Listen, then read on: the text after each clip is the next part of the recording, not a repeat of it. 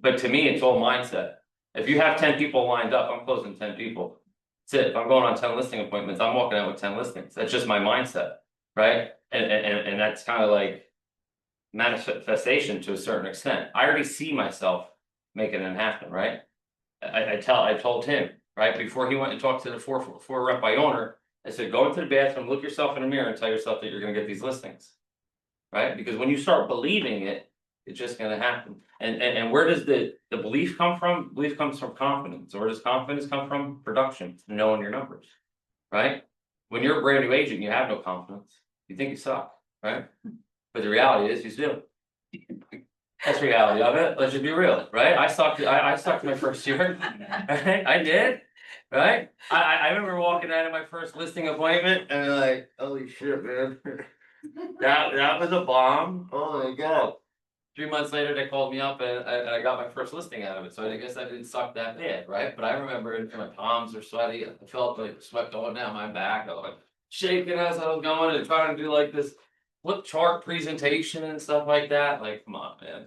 Holy shit. But I didn't have no practice, right? I told the banker they didn't have like they had classes, but nobody like role played with me at like a listing appointment or anything along those lines. So I say it all the time, I tell him all the time, you have to suck before you're good.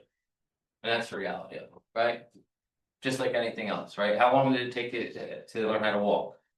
As long as it took you to learn how to walk, right? There's no set timetable on that, right? So there's no set timetable for you to become a quality realtor, right? It's kind of really entirely up to you, right? But there's no, what you need to be doing is about 8 months in. No, sometimes it takes people 3 years, right? I think for honestly, for my own self, I'm not gonna say it took me 3 years to figure out the real estate world. But it took me about 3 years for all the work that I did those first 3 years to catch up.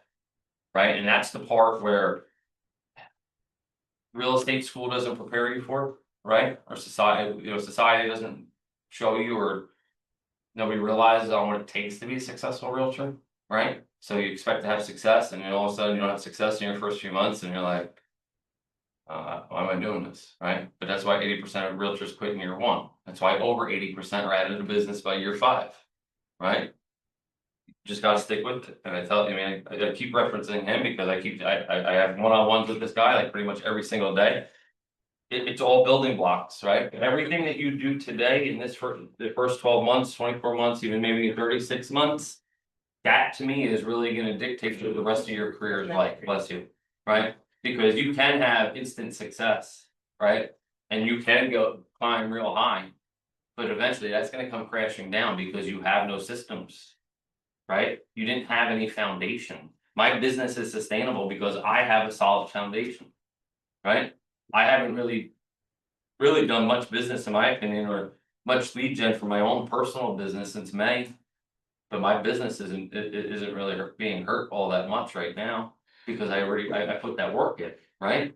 So like my phone call, there comes a time in your career where everything kind of shifts, where it goes from you constantly calling people to them starting to call you. And that to me, I think, is when you realize that you made it as a realtor. When they start calling you and asking you to do them a favor, right? Yeah, but you have to get to that point. You have to prove yourself to people, right? You have to show people, hey, no, I know what I'm doing, right? And that all comes from training, coaching, confidence, have a whatever it takes attitude, right? And that's what I really think is the difference between me and most people, most realtors. I had a whatever it took mentality, and I still do. Whatever I have to do to make this happen, I'm going to do, right? Whatever I have to do, whatever I have to sacrifice to get me where I want to go, I'm willing to do it, right? Whatever I have to do for my clients to get them to the closing table, I'm willing to do, right? I'm not saying that in an unethical way, right? But I would just say to Joyce, this year, because one of the things on here is cost of a sale, right? In the beginning in your career, it's hard to determine what a cost of a sale is. Right? You don't realize it actually costs you money, right? You just realize now, all you brand new realtors, you realize now it costs you money to be a realtor, right? Wait, what? I have to pay how much money to be a realtor? whoa, right? Like in the first few months, it costs you more money to be a realtor than you've actually earned. And that sucks. That's a humbling feeling a little bit, right? But it costs you money to do business, like a cost of a sale, right? It's gonna you see it says CO and there's a dollar sign. What could be a cost of a sale? The listing on itself, the MLS, that's the cost of a sale, right? If you really wanna break it down. If you have a for sale sign on that, even if you're reusing it, you can still factor that into a cost of a sale, right? Photography. Photography. If you're gonna do any marketing pieces, right? If you're a listing agent and you pay for CO, like, COs like I do. That's a cost of a sale, right? Anything that it's costing you money. To have to run that business or that particular sale, that's cost of a sale. Now you need to, again, right now. It's gonna probably be fairly easy for you to do the calculations, but there's another document on here. You have to track, you have to start tracking your expenses. But Keith also left out a whole bunch of expenses. Your MLS dues, number of MLSs you're in, your board dues that are annual. Your super lockbox key.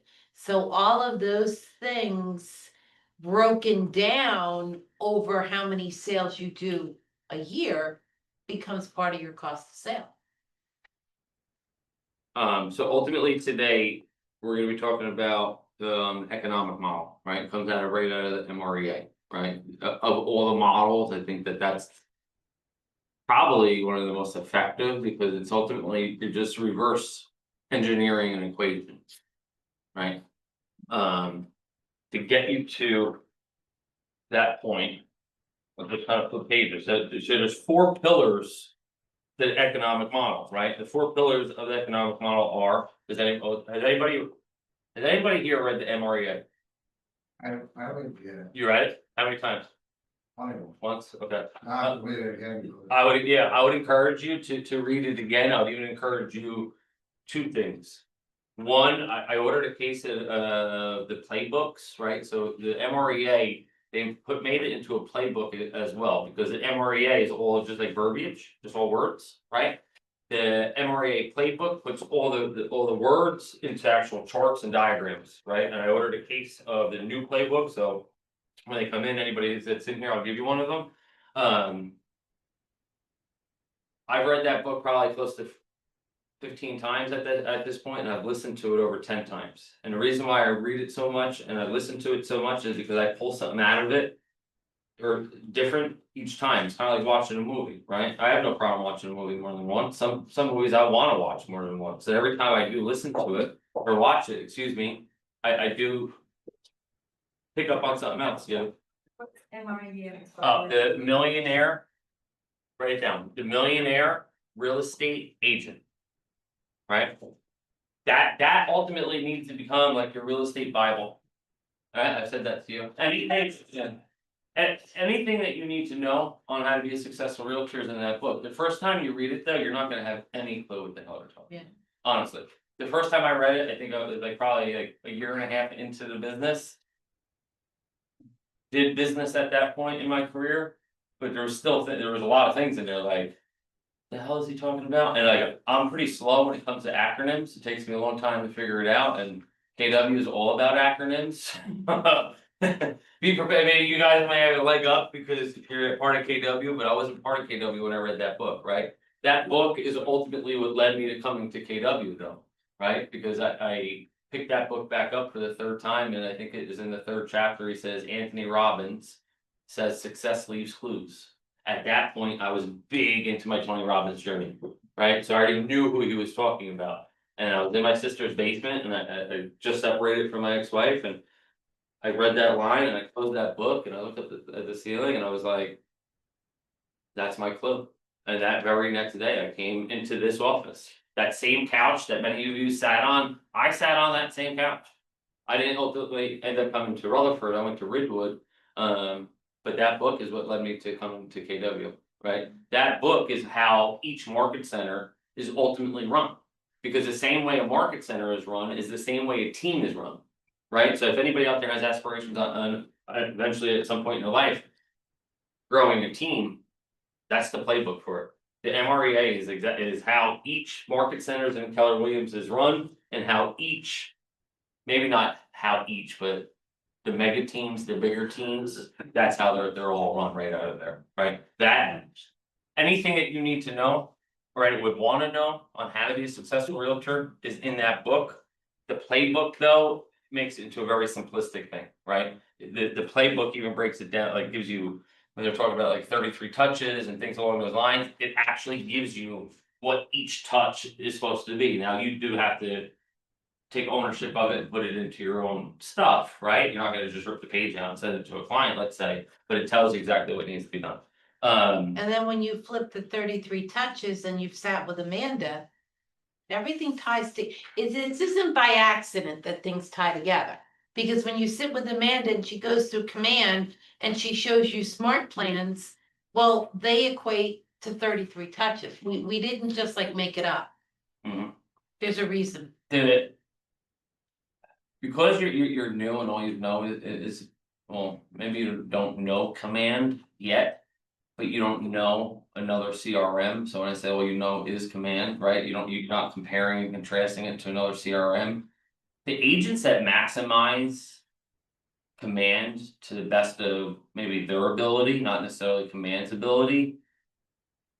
The proof is in their numbers. Because it streamlines so many different things, right? Something as simple as. Let's just use the birthday email. It sounds really silly, right? But I don't know about you, but anytime somebody tells me happy birthday on my birthday, I love it. I love it. It's my birthday. My birthday and Christmas are my two favorite days of the year, right? And. I'm not gonna lie that, and I'm pretty sure everybody in here on, let's just say Facebook. You pay attention to who's wishing you a happy birthday. Certain people make you smile, certain people may bring up memories, other people are like. Wow, they wish me a happy birthday, okay, right? But commit between command. And then because of Facebook, I do have them now, and actually Bruce was saying this, whoever was in the meeting, was it Bruce? I think it was Bruce. I also have it in my Google calendars, right? I took it off of Facebook. I send people cards. A simple happy birthday card has yielded me so much business. Silly, right? I mean, granted, cards are a little bit more money now than they were today, years ago, so it's probably like $4 for a card, and I think it's like 67 cents today to mail something. But when's the last time anybody's in here has gotten a card?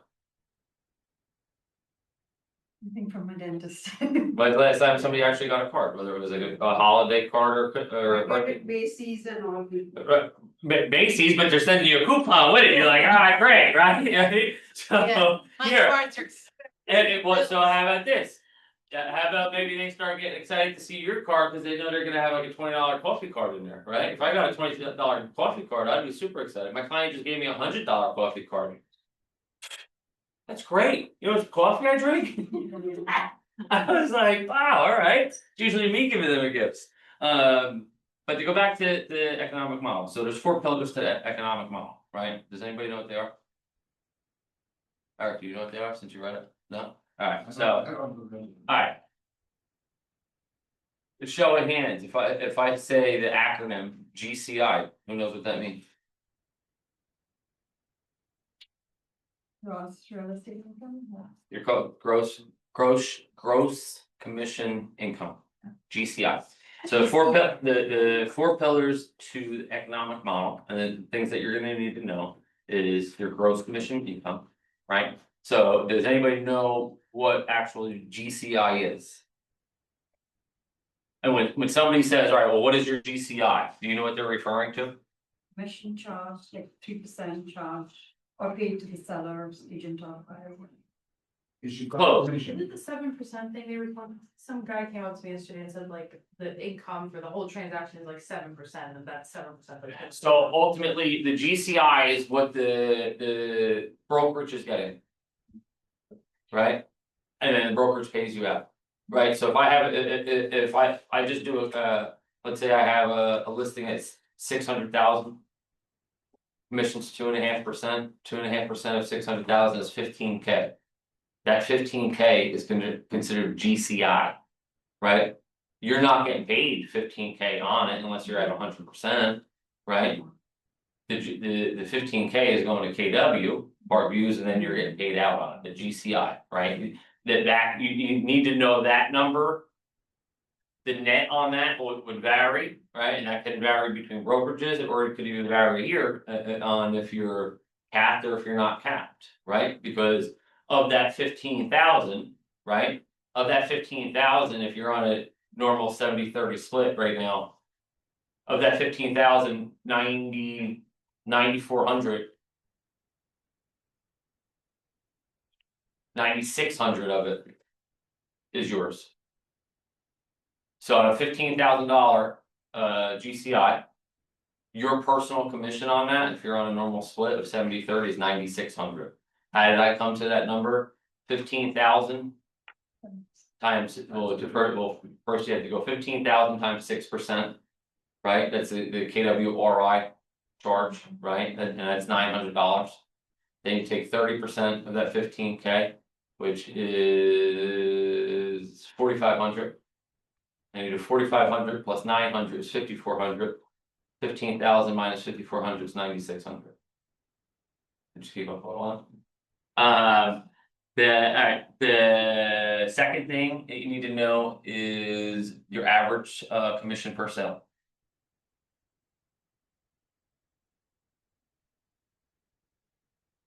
The third thing you need to know is the amount of units that need it. And the fourth thing is your conversion, right? If I'm talking to 10 people, how many buyers or sellers am I getting from those 10 people, right? If they're all appointments, right? If I'm going on 10 appointments, how many of the, how many either buyers or sellers or combination of the both am I getting from those 10 appointments? Sorry, what was the one before conversion? Units, and you won't necessarily know that. You start at the top and we work our way backwards, right? So before I said A plus B equals C, we're starting at C. And reverse engineering it to find B and A. Units of what, like units? What's that? Units as in what units? Transactions. Transactions. Yeah. And to me. Some people. In the book, they're not even gonna talk about rentals, right? They're just straight sales. To me, I don't really look at it that way, right? Cause I do a lot of rentals my own self. The equation is gonna ultimately be on sales because your commissions on a rental generally aren't as high as a sale. But to me, a transaction is a transaction, right? The $1,500 rental is getting treated the same exact way. We had this conversation last night. As a $15 million listing, right? If anything, I might actually give that $1,500 rental maybe a little additional attention opposed to the 15 million, to be honest with you. Because I know that $1,500 rental, in my opinion, is probably making a bigger difference in that person's life, even though the dollar amount is smaller. On the scale level of things, I think helping somebody on that type of apartment is making a bigger difference in their life. Not in their finances, in their life, right? And every rental. Has potential for future business. Whether it's, you put somebody, you work them as a tenants agent. They have somebody they know that's looking for an apartment. The other thing with a tenant, when you put a tenant in an apartment, you make sure you're following up with that tenant 9 months into that lease, because that tenant could turn into a buyer. A landlord could turn into a seller. Yeah. So don't discount what you do in rental business, because there's exponentially down the line, there's business to be had.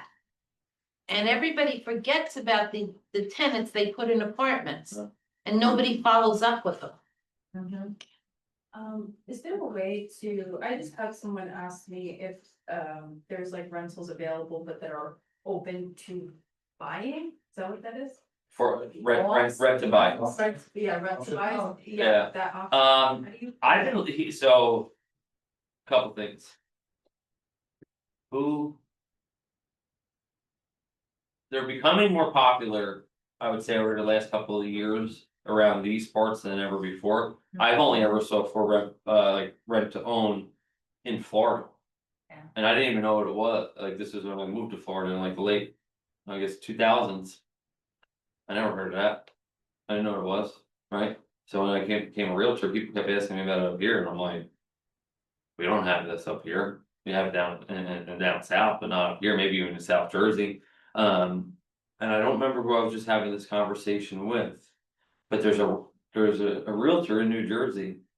Who's been doing that, right? He's been buying, he's been. Let's say I'm making numbers up right now.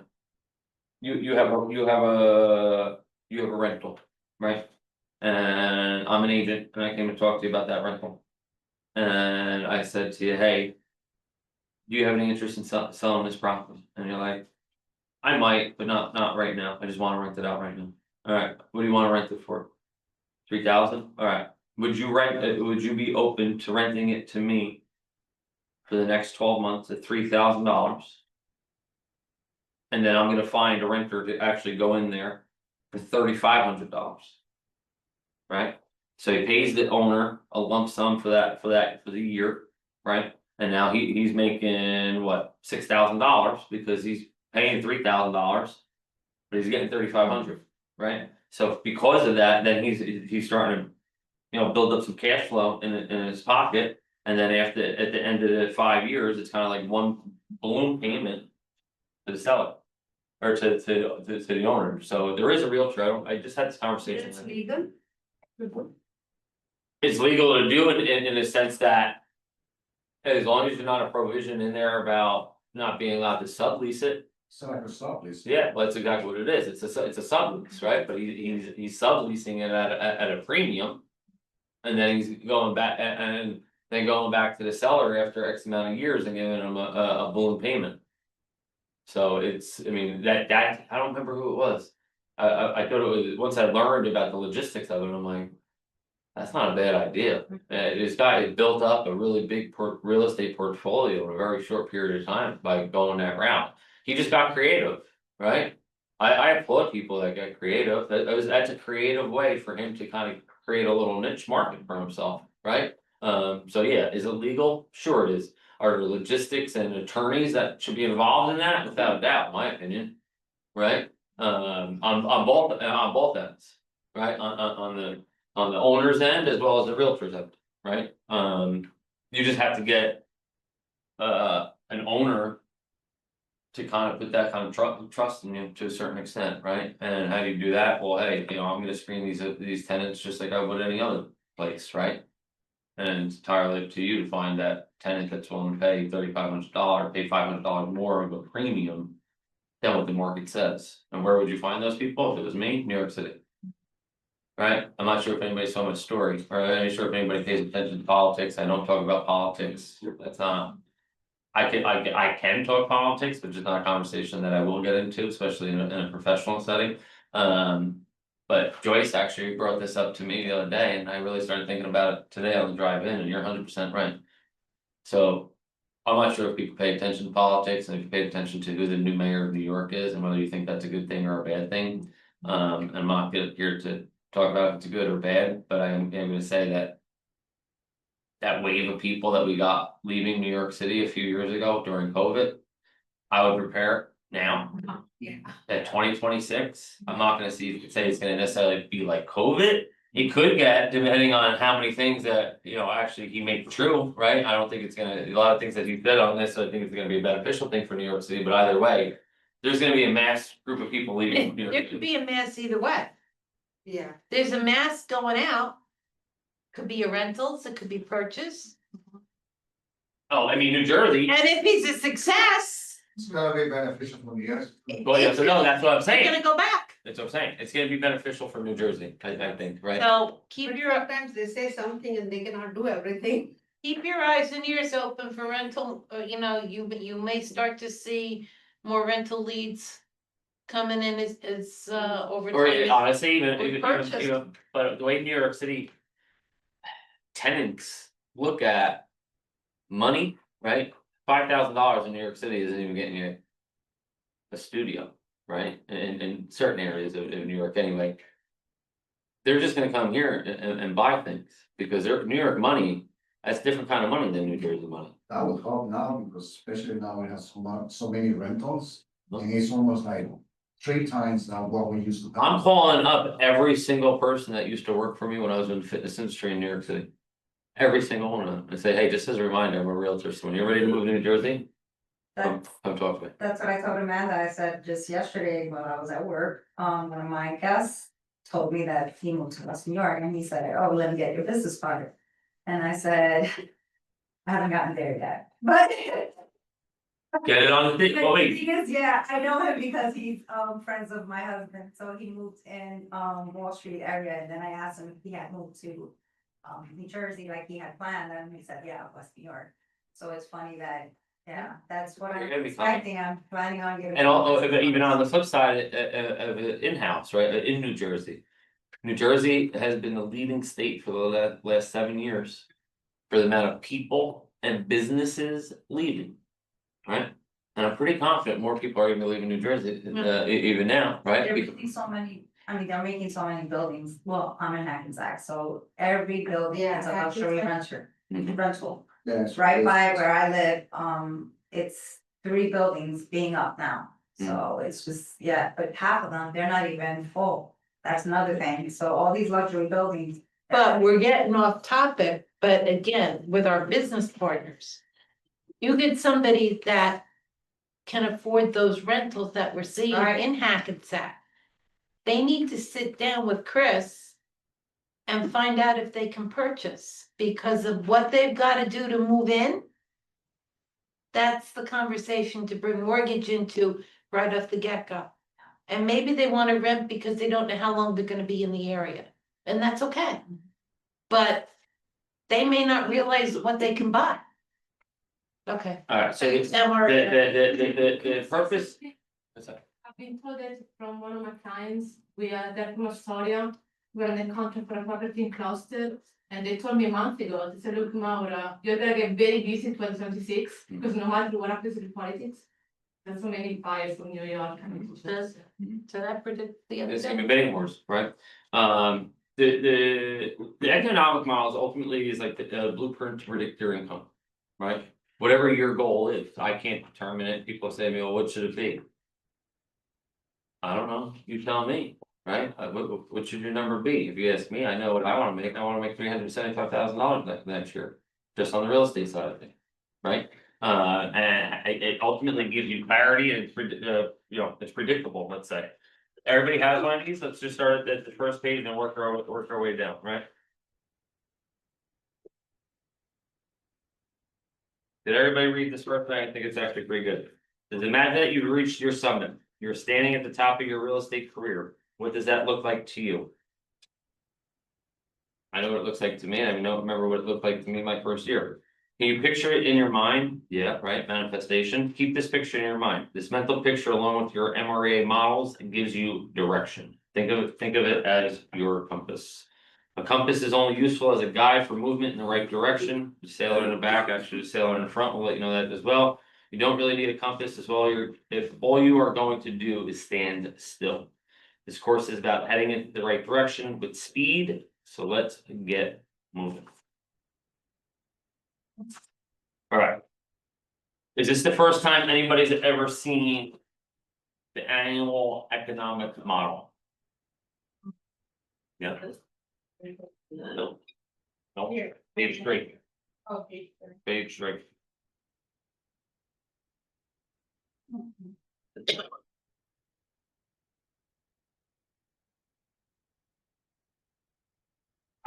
I don't necessarily agree.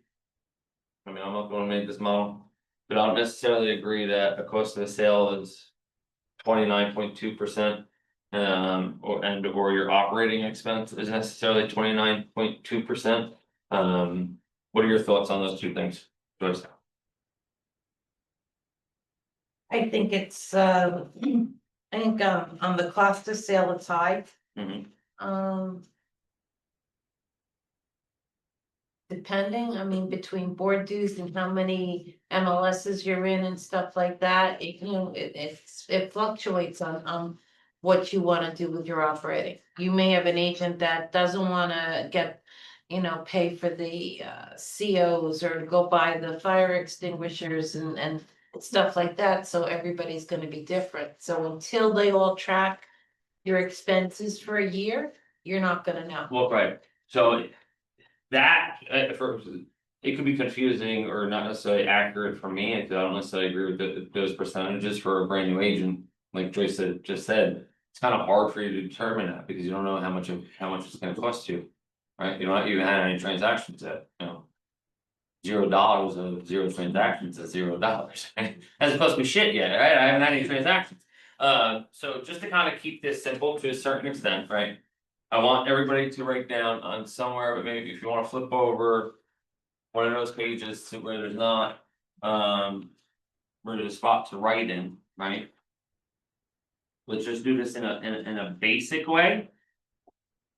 And then we'll come back to this and kind of break that down a little bit further. Bless you, thank you, sorry. Alright, so. Everybody's comfortable with what GCI means now? What does it mean? Gross commercial income Okay, and the net to the agent. alright, I appreciate just paying attention. Alright, you don't have to necessarily say it out loud if you don't want to. But I want you to write down what your GCI income goal is for 2026. Can you repeat again, please? So I want you to write down what your GCI goal for 2026 is. DCI is the brokerages. The total of it. That's the girls. Yeah. What's the gross? In other words, if you sold 10 houses with an average commission of 15,000 on the one side, so that's 150,000 GCI.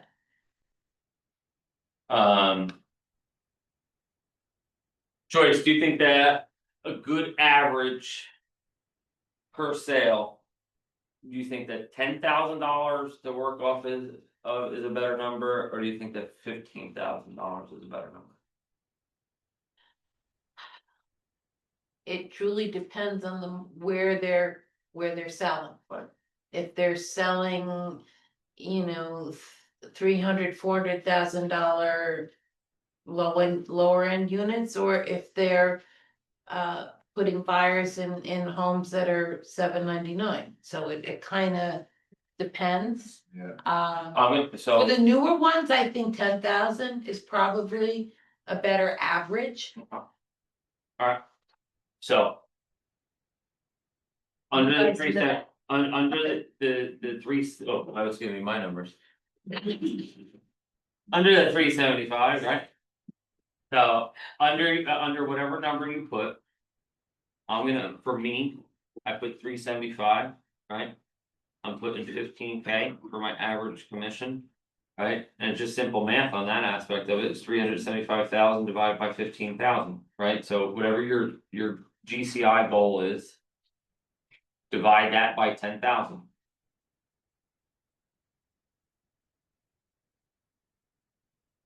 For me, it would be 25 units. Right, That's my number. there you go, Wait, you have to do this math? so go, whatever your top number is, divide Whatever it your by your top average number is. commission. Like if you have a 300, Mm-hmm. then divide. By 10 and 10, 30. It's 30,000. Okay. So what is your goal? Let's just all let's all keep it open. 100,000. Alright, so 100,000. Divided by 10,000 is what? 10, That's. Wait, 10. wait, 10. 10 units. 10, alright, so put 10 on your paper. So you have 100,000, you have 10,000, and then you have 10 units. Okay, that math is kind of easy, and that's all great, but you're like, I don't even have 10 clients right now. You want me to get 10 transactions, where am I getting 10 clients from, right? And then you have to reverse engineer. The 10 units, right? So how do you reverse engineer that? So before, when we were talking about closing people, right? And we're just gonna say that. You're gonna close 25% of your deals, right? So if you need 10 transactions. Right, how many people do you need to talk to? 40, right? In reality, probably it's gonna probably need to be a little bit higher than that, to be honest with you. But just to keep the math easy, you could say 40, right? So that means you need to not talk to, you need to go on 40 appointments. To gain 10 clients. Alright, so now, how do you get on 40 appointments? Now you have to reverse engineer that even a little bit further, right? Because if you're setting 10 appointments.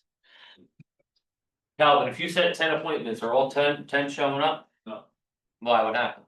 They flake, And what do we call on people? time bandit. Time bandit. They steal your time, and I know everybody in here has heard me say time bandit before, they steal your time, you never get it back, right? He's already at the point right now where he's neurotic about his time, because he's had enough time bandits on his hands. That now he's starting to recognize who a time bandit is, just by the tone of their voice, right? You will all get to that point, because you have to eventually get to a point that you have to protect your time. Right, because we all have 24 hours in a day. Right, and if you're wasting half your day driving around for time bandits. You're never gonna get to those 10 closings, alright, so. How many appointments do you think? In order to gain 10 clients. You need to go on 40, you would need to have 40 appointments. How many appointments do you think that you would have to have in order to have 40 confirmed appointments? 8, How many? 8, 8? 80. 80?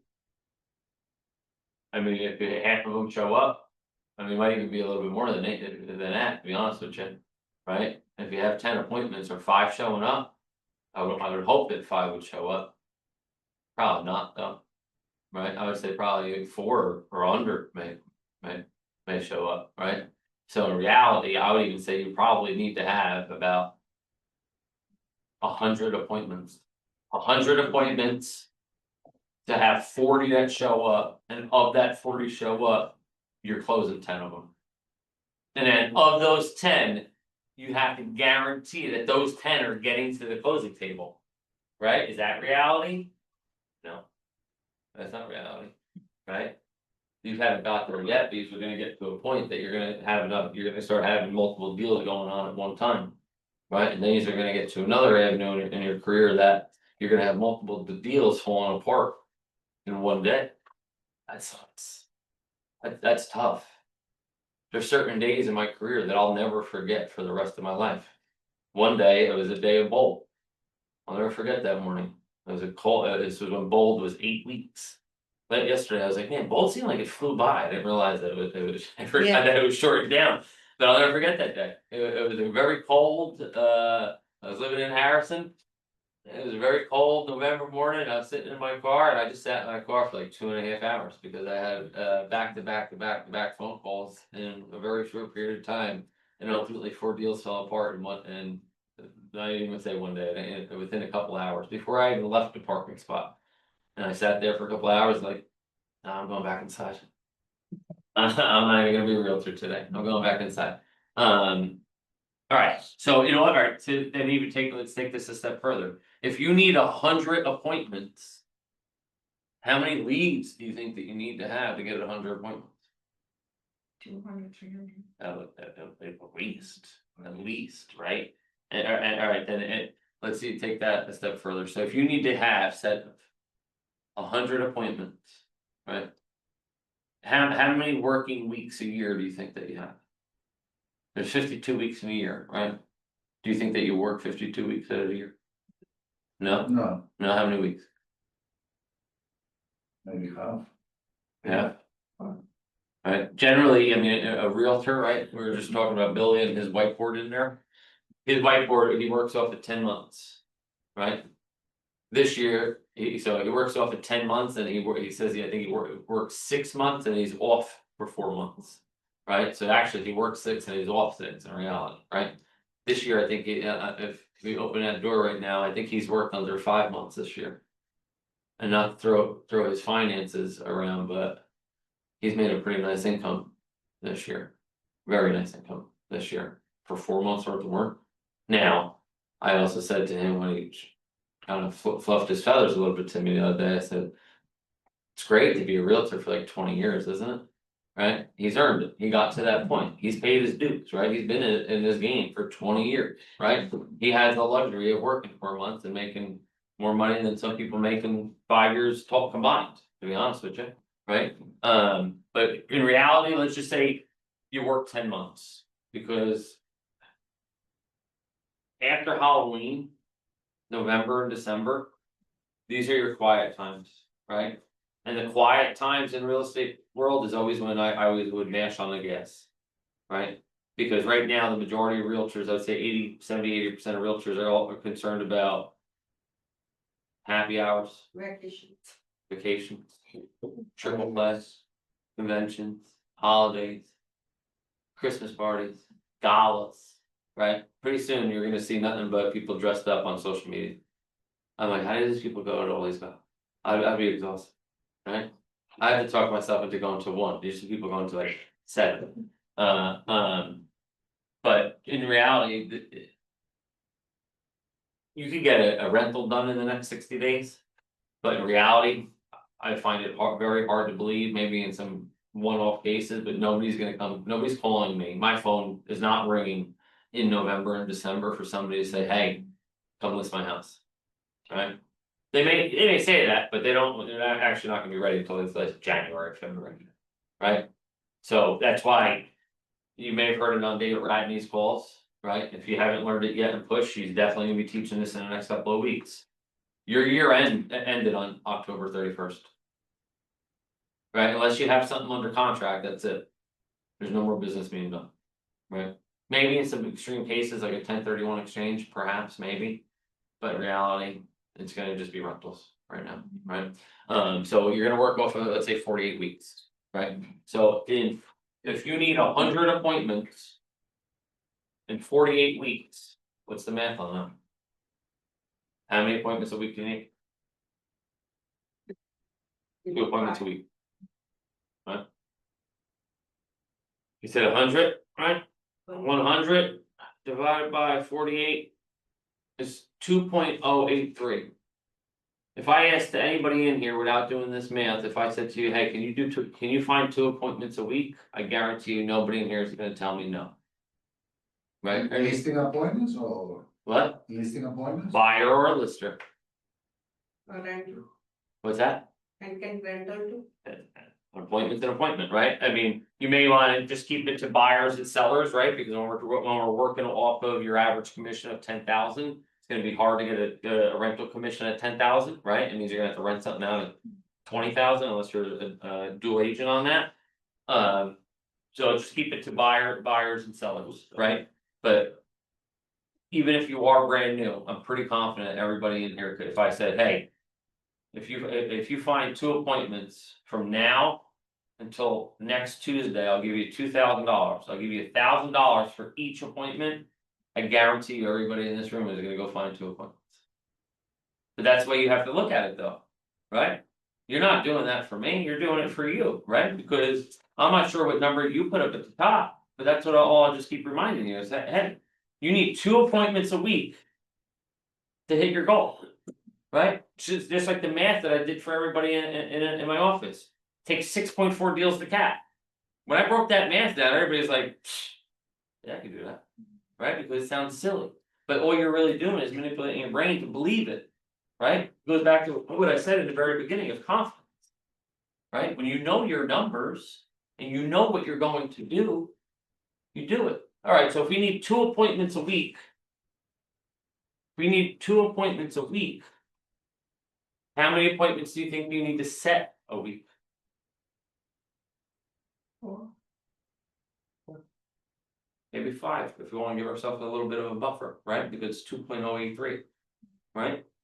So, 5 appointments a week, ultimately 1 a day. So your mindset needs to be. When I ask people, hey, did you lead gen today? And I'm not gonna point fingers in this room right now, but there's some people in here, when I ask them if they lead gen, and they're like. No, not yet. Yeah, it's 6 o'clock when you gonna leave, Jen? I'm gonna do it tomorrow. Every day when you wake up, if you don't have an appointment in your calendar, guess what? You're out of business. you're out of business that day. So your number one objective every single day needs to be, I'm not gonna stop calling until I find an appointment. Because in order for me to hit my goal, this is what needs to get done. Right? Now, through the course of the year, if you get a couple extra layups. Alright, cool, might make it a little bit easier to reach the goal, but it's your goal, right? So it's a matter of how bad do you want it. Are those just made up numbers that you're putting down? Or are those serious? Because for me. There's so much power. Into putting my thoughts on paper and actually breaking down the equation. I'm putting that goal into motion right now. Right? So my focus right now, if I was anybody else in this room, and I'm gonna tell you what I'm gonna be doing, November and December. I'm picking up the activity. If everybody's out at happy hour and drinking and this and that, and blah, blah, blah, and doing everything else other than being a realtor, good for them. I'm happy for them. But I'm also happy for me because I know that they're not doing it, so I'm gonna do it. That November and December is where I make up the ground. Right? I will always finish the year strong because I'm always going to get out of the gate fast. When you get out of the gate fast, right, what I mean out of the gate. Like out of January. Right? And when you get out of January and you already know who you're working with in January, when everybody else is saying. Shit, man, this year's off to a slow start. Right, so they took off November, December. And now they're getting into January, and you find them that they're sucking wind January and February. So now they've had 4 dead months.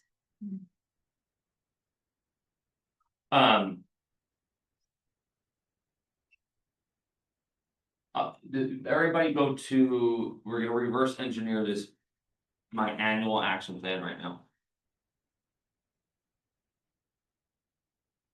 Because I think that some of you may have to actually kind of up your goal a little bit, right? I'm just gonna, even though Sandra's not in the room right now, she said 100,000. In reality, 100,000 gross. It's really nothing, right? It's really nothing, not when you're breaking down on, now granted, the cost of the sale may not. Be all that great in the beginning and stuff like that. Once you get, seasoned, you end up spending a little bit more money. But we all have taxes. Right? And unless you have a really good accountant, and you need one, let me know. And if you don't have really good accountant, you better find a really good accountant soon. You need to have as many tax write-offs as possible. In November and December, this November and December, I'm going on a spending spree because I didn't spend enough money this year. Right? You need the tax write-offs. So let's just kind of reverse engineer this, right? So in the gross commission income tab, put whatever your goal is. Which page is this? It's on page 3. The 4th line down.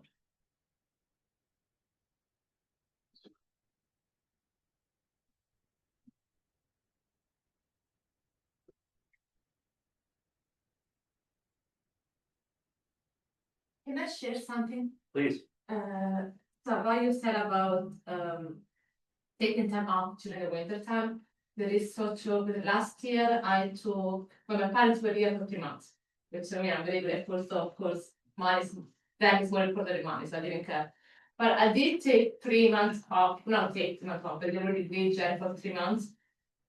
So the last in January, the last year, the end of January, I got my first paycheck 3 months later. Which was insane how they say you get paid every 3 months. So it's good, my first paycheck 100%. for me. Because the work you're doing now. Isn't showing up, well, actually, everybody in this room. Or at least. You, and her, I know that for a fact, these are all realizing right now. That the work you do today. You're not getting paid for today. Right, the work you do today, you're gonna see you're gonna get, hopefully, see that, If you see it. hopefully, in 90 days. Right? That's when that's why many times. And I mean, I like to say I was guilty of this at one point, many times realtors, right? You get after it, you do a lot of business, right? You're grinding, and then you know, you have a really good month where you have a handful of closings, and what happens? You take your foot off the gas. Right? And you're like, "Oh, I'm good, because you have a little bit of a cushion, right? And you're not feeling it right then and there because you have the things in the hopper, right? Well, I got no closings coming, I'm good, right? But then you don't lead gen, like you said, right? You don't lead gen, and I'm guilty of it too. You don't lead gen for a couple of months, right? And then in a couple of months comes, and you're like, shit, I don't have any business. What am I gonna do, right? Oh my lord, I don't know what happened, my bank account is dwindling. Keith, can we talk, right? Then he's come onto the therapy couch and he's telling me I don't have any money, right? And you're like, well, what were you doing 3 months ago?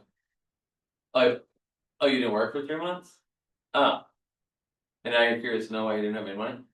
So at best. At least, at minimum, you want your income line to be horizontal. So you have a steady flow of income, 12 months. But you work the model. And you work your action plan.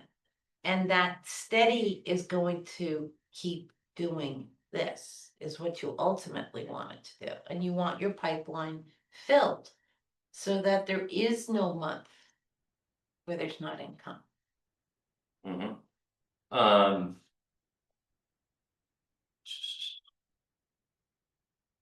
Sandra, page 3. Where it says gross commission income, I want you to put your goal there, and what I said when you walked out, I think that some of you are gonna realize that your goal isn't high enough. And what I mean about your goal isn't high enough is that once you start factoring in how much money it's gonna cost you on taxes. How much money, long story short, on how much you're actually going to net. You're gonna up your goal, right? I believe in massive goals, right? And Joyce and I just had this conversation, I understand. People set goals that they could achieve, right? I set goals that are gonna make me work. Right? I don't set goals that I know I'm going to achieve. So what, did I pat myself on the back at the end of it, tell myself, good job, I already knew I was gonna hit that. I set goals that I think are just crazy. Right? Now, this goal may not be too crazy for me. Honestly, the more that I'm looking at it, I don't think it is too crazy. The reason why I put that is because I'm trying to spin 2 wheels at the same time. So it might be kind of crazy for me to do that, right? Only I can determine that, the more that I'm looking at the numbers right now, I'm like, maybe it's not, maybe it is too easy for me to accomplish, right? I like goals that make me scared, right? Shit, how am I gonna do that? Right? How am I gonna do it? Gonna chase 500,000. Whatever your goal is, right? Whatever your goal is, I'm just saying, because on 100,000, you're not. Your net on 100,000 at the end of the year. Isn't 100,000, it's not even gonna be 80,000. Probably gonna be like 60,000+. Right, 60,000+, I don't think anybody in this room signed up to be a realtor to make 60,000, no disrespect to people who make 60,000. Right? But I could go to Staples and make 60,000. Right? You decide to get your real estate license because you want to have the ability to, one, probably make my own schedule, right? Yeah, go in here and make your own schedule. Nobody does, right? And 2, because you want to have an on-cap potential as far as revenue is concerned. Alright, so put the GCI number where it says gross commission income.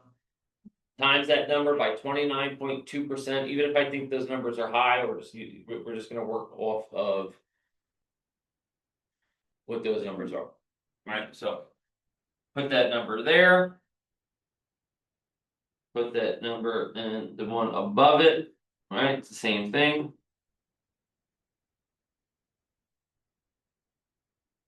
And then subtract that number. By what your goal was.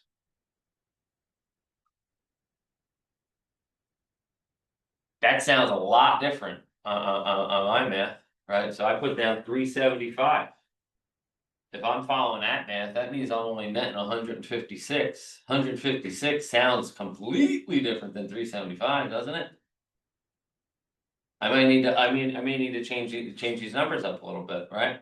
maybe these numbers aren't too high, I'm not doing this for 156,000, I'll tell you that right now. Right? I'm not doing it for 156,000, no way, not the point. That's not worth my time. But if you're looking at the math on this, breaking it down, you're like. Shit, I would hope. They're factoring in operating expenses or cost of sales tax somewhere in there.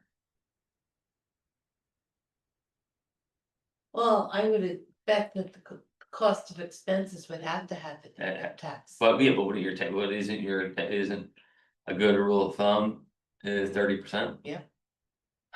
Right, so that doesn't Yeah, really, no. yeah, I don't know.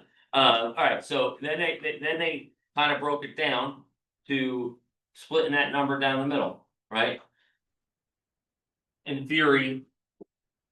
The way they have it spelled out in the book is that you wanna have like a 50-50 split in your business. I don't know if I got it right, so does this mean that 60% of your income will just go in expenses? Like That on this model, that's why that's why I think that those percentages are kind of high. I don't, especially now as a brand new agent, your cost of sale or your operating expense definitely isn't at 30%. 35. Because a new agent is not as marketing and. Yeah, you don't have it, aggressive. you don't have it as It's many aggressive. expenses, right? So it's a very aggressive number. Kind of like I was giving you a conservative number that you're only gonna close 25%, right? Just look at it as worst case scenario. This is what it's gonna be. Right, now. How they have it. Split up too is, or in the book, MREA.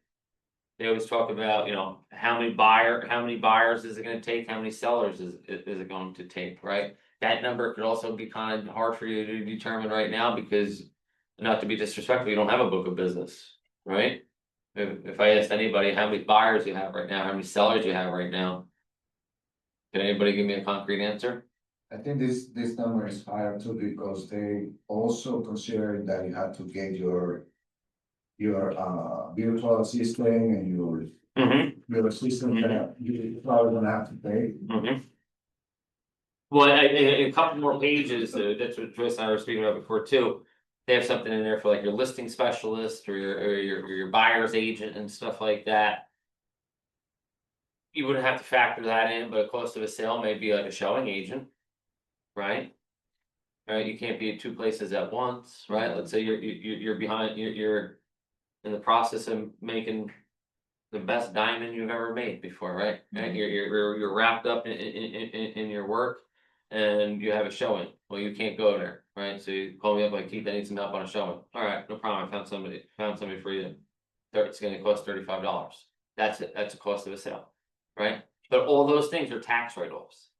Right, you all have to start thinking, and I'm gonna. I have to find it, I have like a PDF form with all the different tax write-offs that we could use as realtors, I write everything off. Absolutely everything. Dry cleaning, car wash, anything, right, anything and anything, all your name tags that I bought, I'm writing about them, and books that I'm buying, I'm writing them off. If I go to dinner, when I went to Aruba. Anywhere, if I went to Aruba, I'm making sure if I'm going away on vacation, I'm finding a real estate office around there, somebody. 100%, yeah. Billy, when I went in Poland, 100%, you have to, you went to the KW office, office, Visit the office and just. I mean, absolutely. a couple years ago, he went to Turks and Caicos. He went to Turks and Caicos a couple years ago, took a picture outside of it like this. Yeah. Him and I have mutual friends, him and I went to school together, Billy's my sponsor in Chico, right? And this is where, and I've said this story to a couple people in here, perception's reality, right? And I don't like that statement. And I debated with the VP of Crunch for years on that statement, that perception's reality, because I don't agree with that statement, however. As a realtor, without a doubt, that statement applies, alright, and I'm gonna give you one example. I went to dinner, right, once I decided to come to KW, I went to dinner that night with two really good friends of mine, right? They know who Billy is as well, we all grew up in Kearney together. And so I said, hey, guys, I got something to tell you. I said, you're gonna be the first to know, but you know, I'm leaving Coldwell Banker, I'm going KW, right? They're like, oh, that's great, blah, blah, blah, whatever they say, right? People always congratulate you, like when you're leaving brokerages, like they have any idea, like the difference of another brokerage. I always find that funny, on social media, oh, congratulations, good job, like, give me no difference. But they're like, yeah, you know, Billy's really killing it, man, and I'm like, oh, yeah, of course he is, man, he's a heavy hitter, whatever I said. They said, but you know, why do you say that? Oh, we just thought he opened up a brokerage in Turks and Caicos. I said, what? They're like, well, yeah, just last week he was in Turks and Caicos. I see it, so he opened up a brokerage. And I'm like, well, yeah, man, the guy's great, blah, blah, blah. This was the KW. He was outside of it like this. That's all he did, and people thought that he owned it.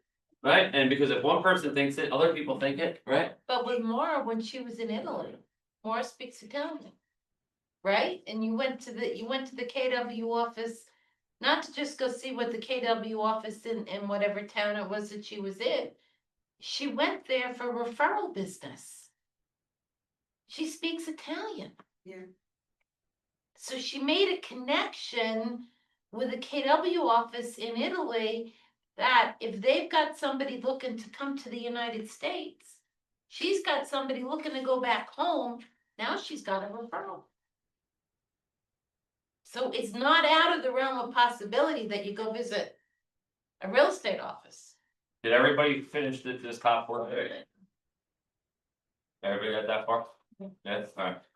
Track your expenses, do you different use debit card, do you different credit card? Yeah, not, if you have already. Tracker. I used to not have a specific credit card, right? And at the end of every year, or I can't even say at the end of every year, usually like in, I don't know. February, when you're a W-2, you're always in a hurry to get your taxes done. But when you're a 1099, you're never in a hurry to get it done, so I wanna say maybe like. I don't know, let's say February or March, I would literally print out every credit card statement that I have across all my credit cards and my debit card. And I would literally go line by line by line by line by line, but you know how time consuming that is, and that's just a waste of time. So now, no, I primarily. For all my real estate stuff, I use American Express, and I use American Express because I like to travel, and by using that for everything, I get points, and with points, I get free airline tickets. Right, oh, and I just wanna say one more thing about, before we're talking about time off, right? Yesterday, they said it in bold. She was talking about the 137. You're gonna start, whoever else is in push in here is gonna start hearing about the 137, right? The 137 is 1 day off a week. 3 days off once a month, right, like a 3-day weekend, 7 days off a quarter. Ever since I put that into my life, right, and I can't say that I do 3 days off a month. I don't think I've ever done the 3-day weekend a month since I started the 137. But ever since I put that into my life, my career has taken off, right? So in the beginning, it's hard to kind of take time away, right, because you have so much going on. You're trying your darndest to get this career up and off the ground, right? I understand that life, right? So I'm not necessarily saying take 7 days off a quarter right now. But that needs to be what your goal is, right? And just because you're taking 7 days off a quarter does not mean that your business just stops, right? That's where KW comes in. That's where the systems come in, right? That's where game planning comes in. That's where leverage comes in, right? Because ever since I started taking 7 days off a quarter, my personal life and my professional life has never been better. My career took off. Right? We always think that by taking time away, you're gonna lose traction or lose ground. Right? You don't. You recalibrate. The key to it all though, and again, I'm speaking from experience, is don't, if you're taking time away, don't just always have this in your hand. Because all you're doing is relocating where you're doing what you do here. Right, when I went to Aruba, it was a very eye-opening experience for me when I came back, because I just didn't feel like I would normally feel. And I couldn't understand why, like, why was this trip different than the previous 10 trips, right? In the past 3 years, I left this country 11 times. I'm proud to say that. I didn't leave this country a total of 11 times ever in my life combined, right? But ever since I started taking time away, everything has taken off. But when I went to Aruba, it was a brand new, I couldn't understand what the difference was. It was a brand new resort. Right? And because it was a brand new resort, there wasn't that many people there, so there wasn't much energy there. Right? There wasn't much people watching for me to do, right, at the pool and stuff like that, so I had my phone in my hand the whole time. I knew everything that was going on inside of here because of my phone, I knew everything that was going on inside in the world and with my clients because of this. When I go on vacation, this is gonna be put in a safe. And I'll check it in the morning, I'll check it at night, one or the other. Because as long as you have this and or your computer, you can do business in New Jersey. Right, I was doing deals from Cuba, I was in the middle of Cuba doing deals in New Jersey. Iceland, Italy. Your mother country, right? KW gives you the ability to do that, because you have the leverage, you have the support, you have the tribe behind you to make sure that your business is still flourishing, right? So when I tell you, hey, you know, you gotta be working. Take that with a grain of salt. More on expenses, I would track them in your planner. And if you don't have a paper planner and you've got, I would create a Google sheet. You know what I used to do in the beginning? I drove myself crazy with it though, is that I would take receipts for everything. And I just put I put the receipts in a shoebox every year, every week, every day, whatever the case may be. But that also was a very time consuming thing, come the end of the year, going through 100 different receipts, right? And then I would have receipts all over my car and in my pockets and my bags and stuff like that. It's better to put on the one card, so you. On the card, or you know, like a Google Sheet, cause then you could track what's operating expenses. As opposed to advertising expenses, cause you could create all these multiple columns on a sheet and know that, you know, well. This is just to operate my business, this was advertising, this was super keys, this was MLS, and you could categorize everything. There are also applications that you track expenses, to Yeah. like expenses Yeah. on there. So whatever works for you. There's no one cookie cutter thing here. You know, for some, it's spreadsheets, for others, it's a software application, an app on the phone, whatever's gonna work for you. But the more you track your expenses, the better off you'll be when it comes time, April 15th.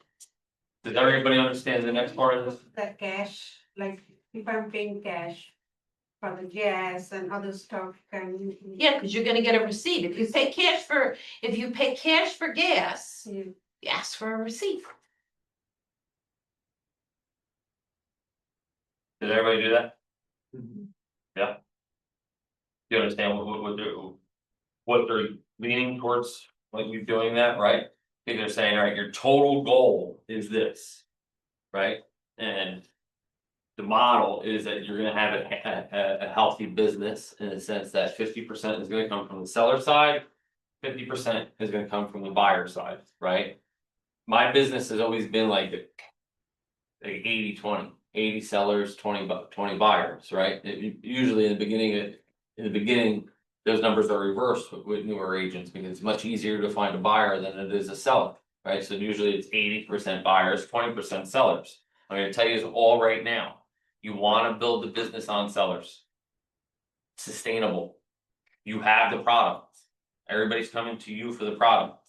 When you're only working with buyers, you're at the mercy of interest rates. You're at the mercy of inventory, you're at the mercy of buyers' emotions. And that factor of it, the emotional part of it. I don't wanna do it no. I don't, if I don't have to work with off record, if I don't have to work with another buyer again, I wouldn't be upset. Right? In the beginning, I got wowed by checking out all these $1 million homes, multi-million-dollar mansions, right? I didn't grow up in the rich neighborhoods, so in the beginning for me, it was like, oh my God, look at all this stuff. Now I'm not impressed by it, and driving all over New Jersey is not best use of my time. Alright, did you do the next component of that? Right, whatever your gross revenue from your sellers is, right, they're supposed to be splitting that number down the middle, and you're gonna times that number. By 3%. I love the fact that they have 3% in there, right, because what is all of our personal commissions in here?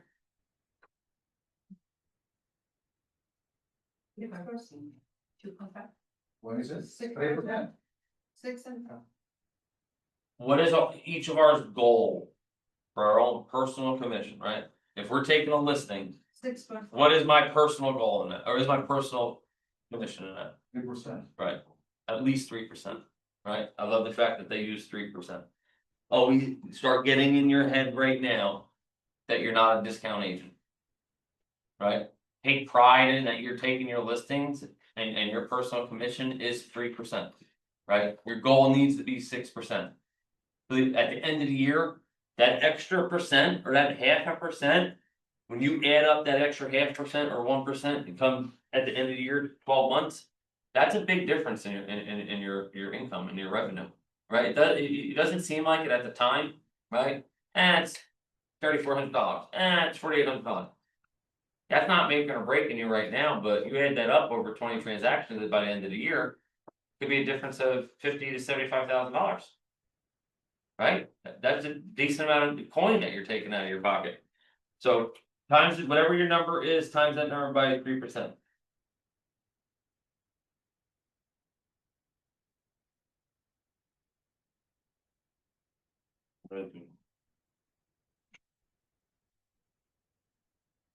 Oh, no, excuse me, Divided. divide it, I'm like, why is this not coming out? Divided by Divide it by 3%. percent, sorry. Then put that number. On each side.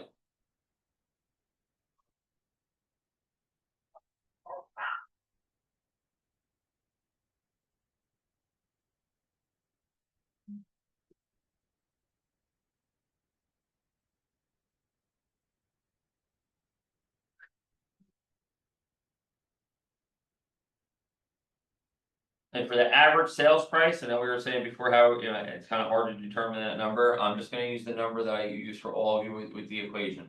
Right, I think that the average sale in this area, 10,000, you said? well, 15,000, 10,000, right? no, average sale, I'm gonna say is about 600K. Right, so I'm gonna take the seller sold volume or the buyer sold volume and divide that number by 600,000, that's like the average sale, the average home in today's world in this immediate area is about 600K.